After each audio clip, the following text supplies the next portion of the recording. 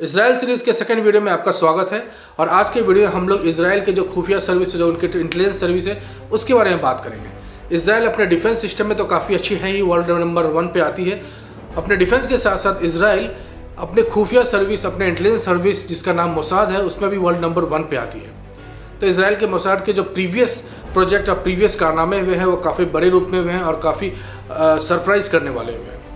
तो उसी तरह से इनके कई सारे प्रोजेक्ट हुए हैं। तो आज के वीडियो हम लोग इनके एक कारनामे के बारे में बात करेंगे। तो ये बात है ओलंपिक की। जर्मनी में ओलंपिक हो रहे थे, म्यूनिच शहर में, और ये बात है अगस्त एंड 1972 की। तो उस समय अराउंड ओलंपिक ऑर्गेनाइज हो रहे थे जर्मनी में, म्यूनिच शहर में, और काफ़ी सारे प्लेयर्स आए हुए थे पूरे दुनिया से, डिफरेंट कंट्री से। और इसराइल के भी बहुत सारे प्लेयर्स आए हुए थे म्यूनिच शहर में, वो रुके हुए थे ओलंपिक विलेज में। 5 सितंबर 1972 के अराउंड 8 लोग जो स्पोर्ट्स ट्रैक पहने हुए थे, ट्रैक सूट पहन के ओलंपिक विलेज के जो बाउंड्री वॉल है, जो ऊंची बाउंड्री वॉल होती है, उसको छलांग के अंदर आने की कोशिश कर रहे थे। और उस समय उस एरिया से कनाडा के भी कुछ ओलंपिक के प्लेयर गुजर रहे थे, और उनको लगा कि ये भी एक नॉर्मल प्लेयर है, ओलंपिक में पार्टिसिपेट करने के लिए आए हुए हैं। तो उन्होंने उनको हेल्प किया, कैनेडियन प्लेयर ने इन लोगों को हेल्प किया, 8 लोगों को ये दीवार छलांगने में।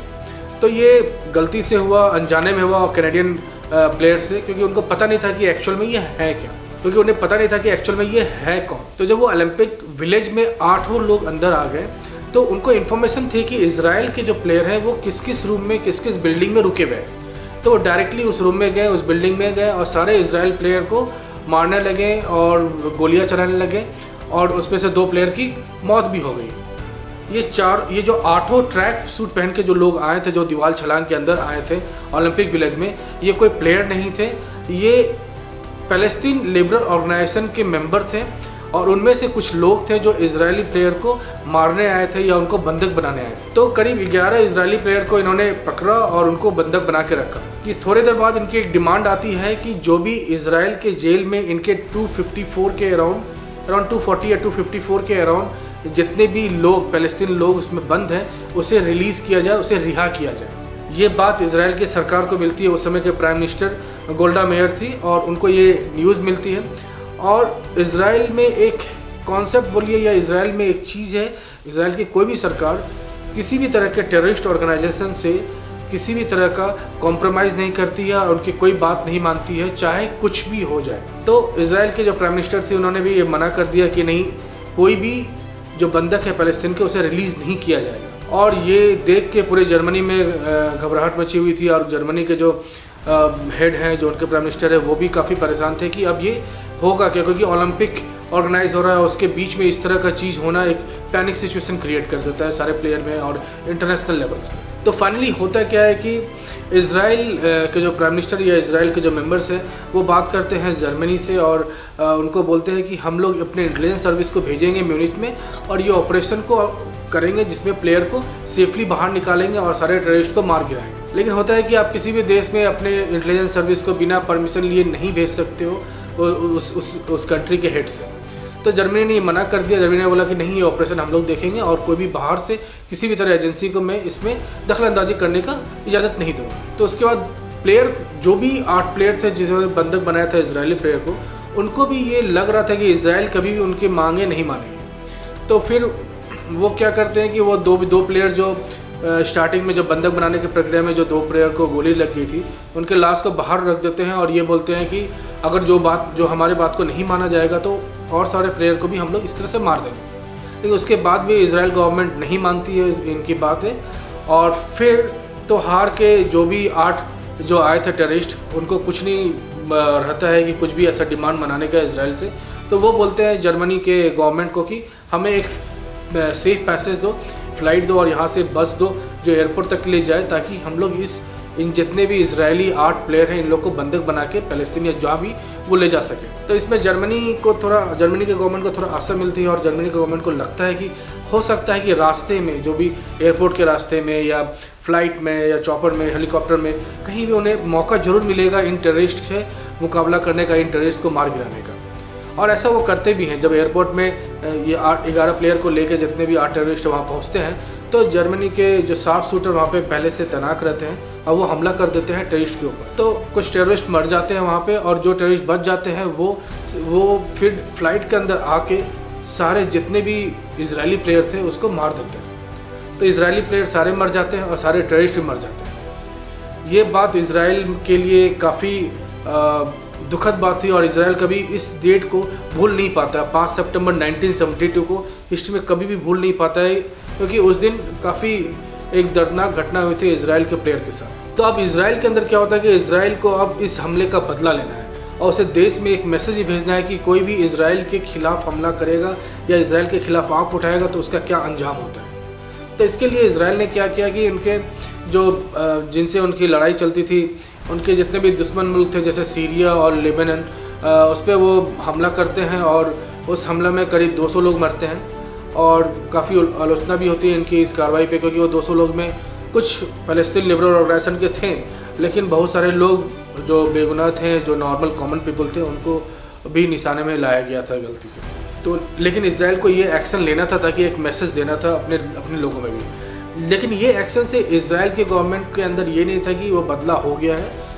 वो बदला तभी होता जब म्यूनिच के इंसिडेंट में जितने भी लोग इन्वॉल्व हैं, प्लानिंग में, फंडिंग में, ऑर्गेनाइजिंग में, उन सारे लोग को जब तक वो मारेंगे नहीं पूरे तरीके से, सारे लोग को ख़त्म नहीं करेंगे, तब तक उनका बदला नहीं होगा। अब ये पूरे प्लानिंग करने में काफ़ी समय लगता है कि कौन से लोग कहाँ हैं, कौन से लोग पहले इन्वॉल्व है वो पता करना, फिर जो इन्वॉल्व है उसकी कंफर्मेशन चाहिए, सेकंड उसके लोकेशन कंफर्मेशन चाहिए। वो हो सकता है दूसरे मुल्क में हो तो दूसरे मुल्क में जाके किस तरह से उनको मार गिराया जाए। ये सारे चीज़ का प्लानिंग थोड़ा लंबे समय तक चलता है और फिर मोसाद के डिफरेंट टीम फॉर्म होती है जो डिफरेंट कंट्रीज़ में जाएगी जहाँ पे इन सब लोग मौजूद हैं और उनको मारने के लिए। तो इनके इंटेलिजेंस सर्विस से ये भी पता चलता है कि जितने भी लोग इन्वॉल्व थे वो मैक्सिमम यूरोपियन कंट्रीज़ में छुपे हुए हैं और वो लोग भी सतर्क हो गए थे। उनको पता था कि उन्होंने इजराइल के खिलाफ एक्शन लिया है, तो वो लोग के ऊपर भी सेफ्टी और जो भी सिक्योरिटी था वो सब काफ़ी बढ़ा दी गई थी। तो इस तरह से मोसाद की डिफरेंट टीम फॉर्म होती है। इस टीम्स के ऊपर काफ़ी कंस्ट्रेंट था कि वो अपने फैमिली मेम्बर को बता नहीं सकते हैं कि वो किस चीज़ के लिए काम कर रहे हैं, किस लोकेशन में जा रहे हैं, कहाँ जा रहे हैं, कब तक आएंगे। और ये भी इजराइल गवर्नमेंट ने बोला था, इस जितने भी मोसाद के डिफरेंट टीम्स फॉर्म हुए थे, कि अगर दूसरे मुल्क के कोई भी सर्विस एजेंसी या कोई भी वहाँ की पुलिस या वहाँ की गवर्नमेंट आपको अगर पकड़ती है तो इजराइल आपकी जिम्मेदारी लेने से इनकार कर देगा और आपको अब पहचानने से भी इनकार कर देगा। तो ये सब चीज़ को मद्देनज़र रखते ही वही ये एक्शन लिया जाएगा। अब मोसाद के साथ एक प्रॉब्लम ये भी था कि उनको अगर अपने दुश्मन का पोजीशन पता चल गया है और कंफर्मेशन नहीं मिल गया है तो भी वो तुरंत एक्शन नहीं ले सकता है। उसे एक्शन इस तरह से लेना है ताकि जिस मुल्क में जाके वो हमला करने वाले हैं उस पर्टिकुलर लोग के ऊपर, उस मुल्क के एजेंसीज़ को कुछ खबर ना मिले, नहीं तो फिर इंटरनेशनल प्रेशर बनने लग जाएगा इजराइल के ऊपर कि आप दूसरे देश में जाके इस तरह के ऑपरेशन नहीं कर सकते। तो ये सारे चीज़ को देखते हुए मल्टीपल टीम्स फॉर्म हुई मोसाद की और इस पूरे प्रोजेक्ट को एक नाम दिया गया जिसे बोलते हैं रैथ ऑफ गॉड या खुदा का कहर। तो ये टीम फॉर्म होते हुए यूरोपियन कंट्रीज़ में घूमती रही, अपने fake IDs, fake passport, in fact सारे चीज़ फेक चीज़ बनाते हुए वहाँ पे वो रहना शुरू किए और फिर मौके की तलाश में थी कि कैसे जो भी लोग कंफर्मेशन मिल रहा है उस लोगों को मारा जाए। तो करीब 16 अक्टूबर 1972 म्यूनिच के एक महीने बाद, म्यूनिच की जो इंसिडेंट हुई थी उसके एक महीने बाद फर्स्ट सक्सेसफुल एक्शन हुआ। एक अब्दुल करके फ़लस्तीन ऑर्गेनाइजेशन का एक मेंबर था जिसकी इन्वॉल्वमेंट थी म्यूनिच के इंसिडेंट में। उसे मोसाद ने मारा। वो जब रात में डिनर करके वापस अपने होटल आ रहा था तो उसे गोली मार दी गई। तो ये फर्स्ट एक्शन था जो मोसाद ने लिया था। करीब एक महीने बाद अराउंड 16 अक्टूबर 1972 को ये एक्शन लिया गया। फिर उसके बाद जो दूसरा एक्शन हुआ था मोसाद का वो मोहम्मद अंसारी के ऊपर हुआ था। मोहम्मद अंसारी फ्रांस में PLO को रिप्रेजेंट करते हैं, जो फ़लस्तीन लिबरल ऑर्गेनाइजेशन को रिप्रेजेंट करते हैं। तो इनके ऊपर एक्शन लिया गया। इनके ऊपर काफ़ी हेवी सिक्योरिटी थी, तो फिर इनके प्लानिंग में इनको मोसाद को काफ़ी समय लगा। तो जो मोसाद की जो फीमेल मेंबर थी वो एक जर्नलिस्ट बन के इस अंसारी से मिलने जाते हैं और जब अंसारी अपने होटल से बाहर आते हैं या अपने अपार्टमेंट से बाहर आते हैं तो मोसाद के जो दूसरे एजेंट हैं उसके फ़ोन, जो लैंडलाइन फ़ोन है, उसमें बम लगा देते हैं। तो जब अंसारी को कॉल आता है, वो फ़ोन जब उठाते हैं तो फिर वो फ़ोन ट्रिगर होती है, ऑटोमेटिक रिमोट ट्रिगर होती है और वो ब्लास्ट हो जाती है। तो हालांकि अंसारी का उस ब्लास्ट में डेथ नहीं होता है, लेकिन इलाज के दौरान अंसारी का हॉस्पिटल में ही डेथ हो जाता है। तो इस तरीके से मोसाद अभी तक 2 सक्सेसफुल अटैम्प्ट और 2 लोगों को मार चुकी थी। म्यूनिच इंसिडेंट का जो मास्टर माइंड था उसका नाम था सालेम, उसको अराउंड 1973 में मोसाद मार गिराती है। तो करीब ये ऑपरेशन 1988 तक चलता है, मीन्स 18 और 20 साल तक ये ऑपरेशन चलता है रात ऑफ गॉड। और इस 20 साल में सारे जितने भी इनके दुश्मन हैं, जितने भी म्यूनिच इंसिडेंट में जो भी इन्वॉल्वमेंट था, डायरेक्टली और इनडायरेक्टली सभी को मार दिया जाता है। लेकिन इसका पता चल जाता है कुछ समय के बाद इंटरनेशनल गवर्नमेंट को, दूसरे देश के गवर्नमेंट को, तब पता चलता है जब मोसाद के एक एक्शन और उनकी गलती के कारण एक्चुअली इनको एक फेक इन्फॉर्मेशन मिली थी कि ये म्यूनिच में कोई एक आदमी है जो इन्वॉल्व है और वो वेटर है किसी एक जगह पे।